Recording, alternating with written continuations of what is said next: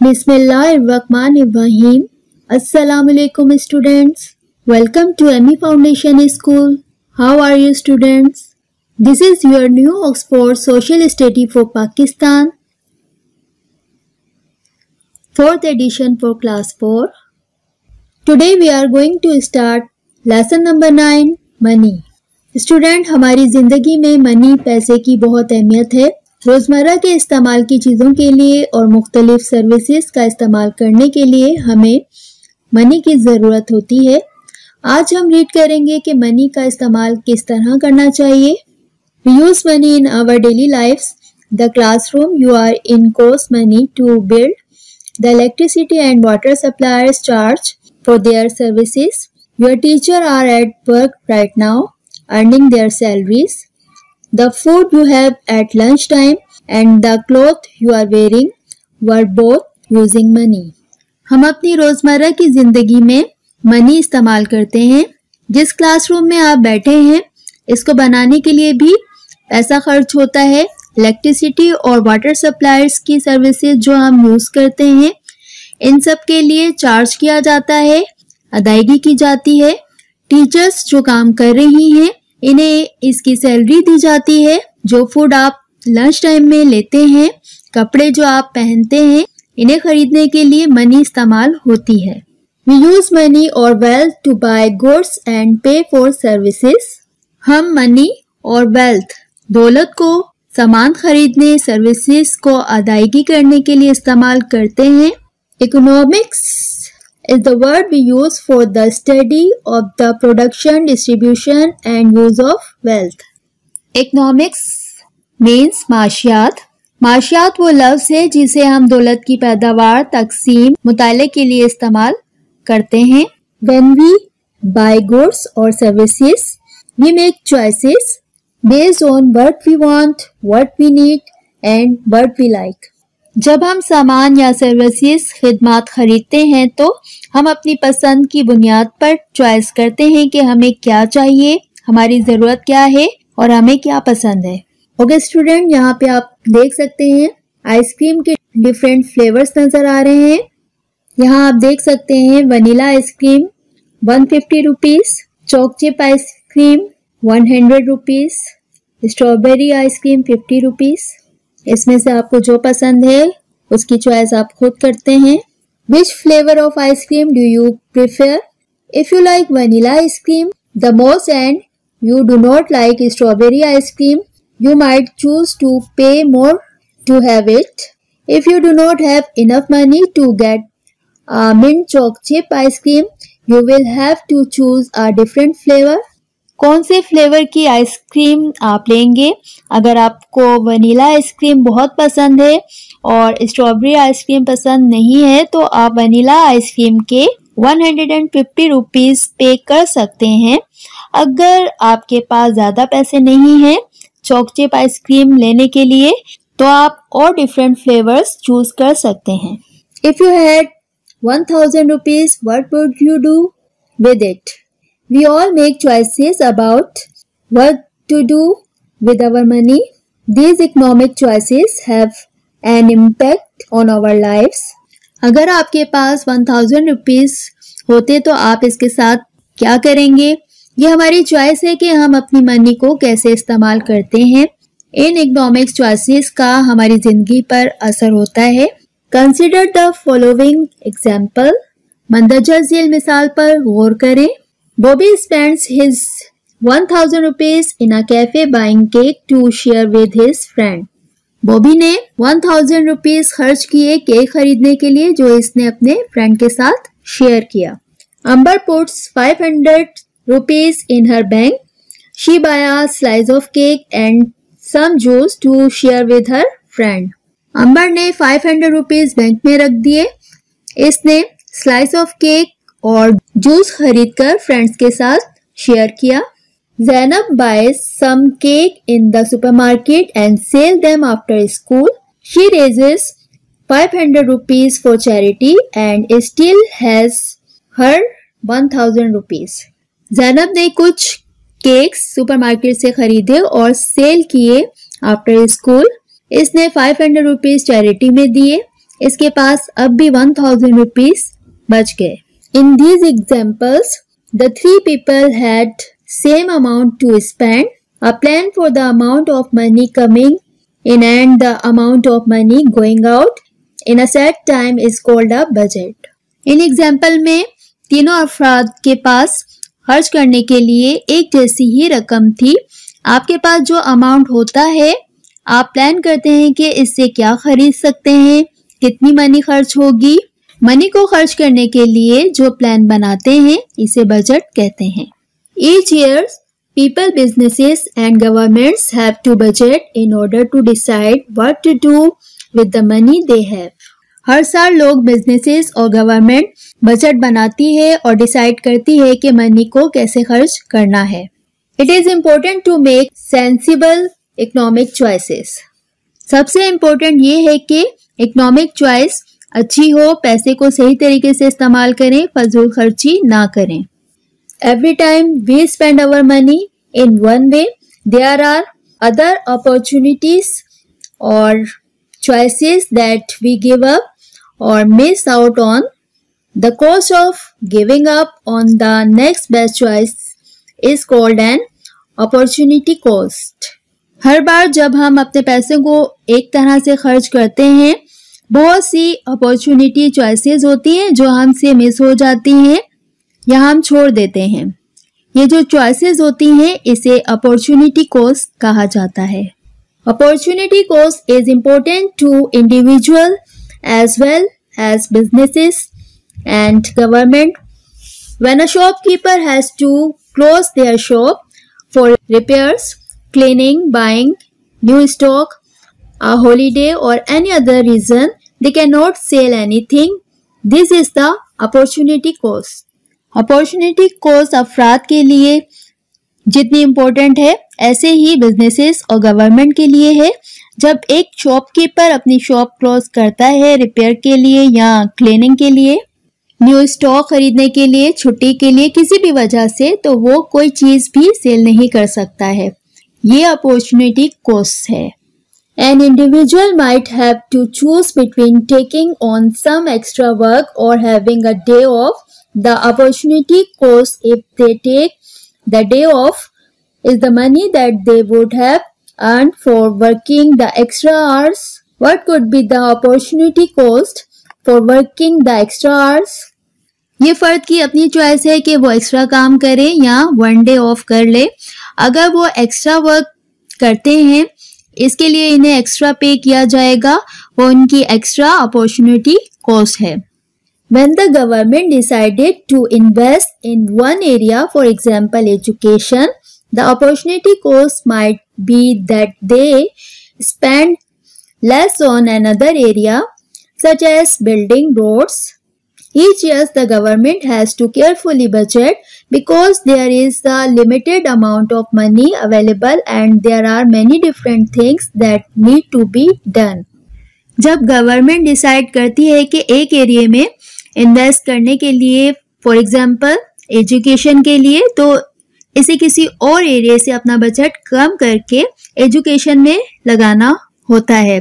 जैसे बजट को कम करके एजुकेशन में लगाएंगे। हर साल गवर्नमेंट को बजट बहुत एहतियात से बनाना पड़ता है क्योंकि अमाउंट लिमिटेड होती है और बहुत सी मुख्तलिफ चीज़ों के लिए डिसाइड किया जाता है कि मनी को किन कामों में खर्च करना है। As you can see, there are always economic choices to be made. Choices are limited and there are often opportunity costs that need to be thought about. जैसा कि आप देख सकते हैं, इकोनॉमिक चॉइसेस हमेशा बनाई जाती हैं। चॉइसेस महदूद हैं और अक्सर अपॉर्चुनिटी कॉस्ट होती हैं जिनके बारे में सोचने की ज़रूरत होती है। Next, saving money. Sometimes we want to buy something that costs a lot of money. To do this, we need to save up money. If someone wants something but does not have the money to get it, they save the money. बाज़ औक़ात हम कुछ खरीदना चाहते हैं जिसकी कीमत बहुत ज़्यादा होती है, तो हम मनी को सेव करना शुरू कर देते हैं। अगर कोई कुछ खरीदना चाहता है और इसके पास उसे लेने के लिए पैसे नहीं है तो इसे चाहिए कि मनी को सेव करें। ओके स्टूडेंट, यहाँ पे आप देख सकते हैं माय मंथली बजट। यहाँ पे आपको एक मंथली बजट दिखाया गया है।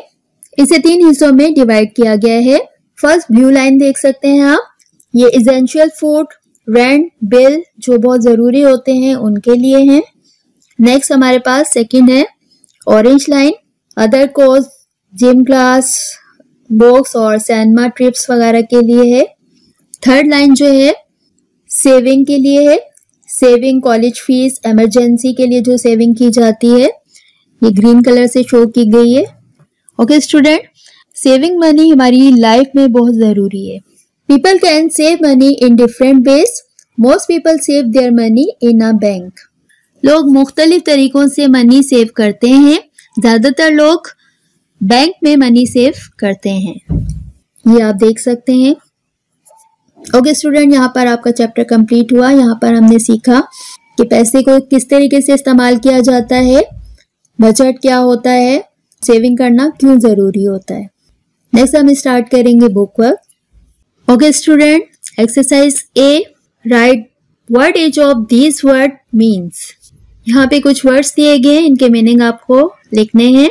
First one is budget, an estimate of income and expenditure for a set period of time.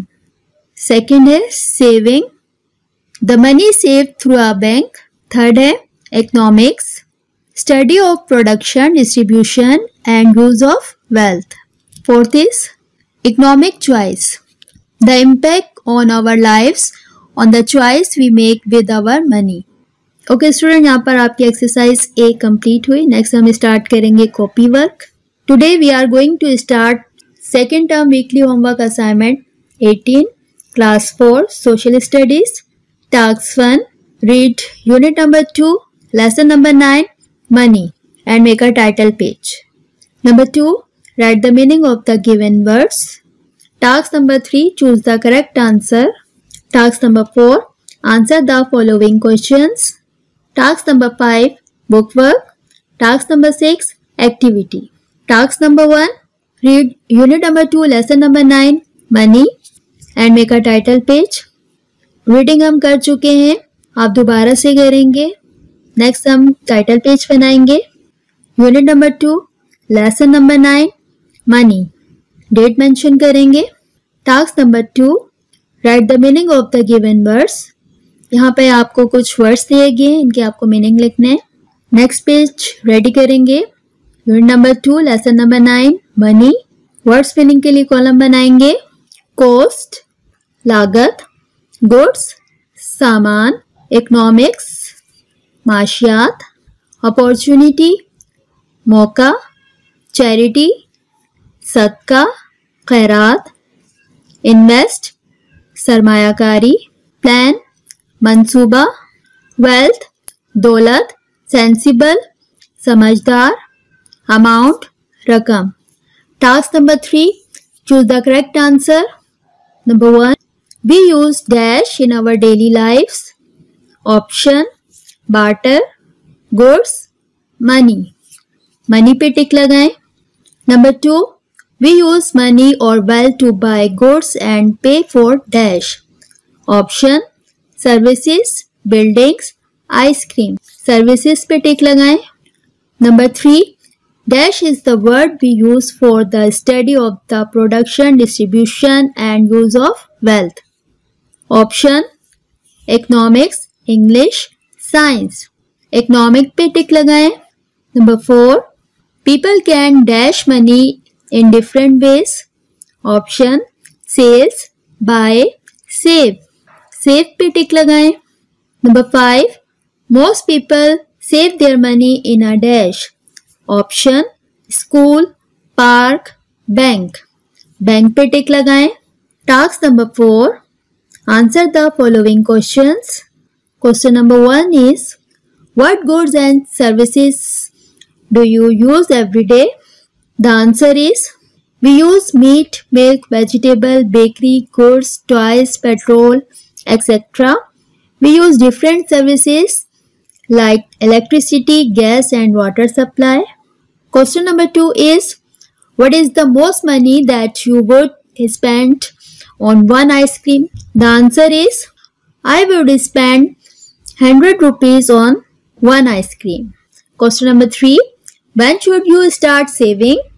The answer is, you should start saving as soon as you get your first job. Question number 4, what is an opportunity cost?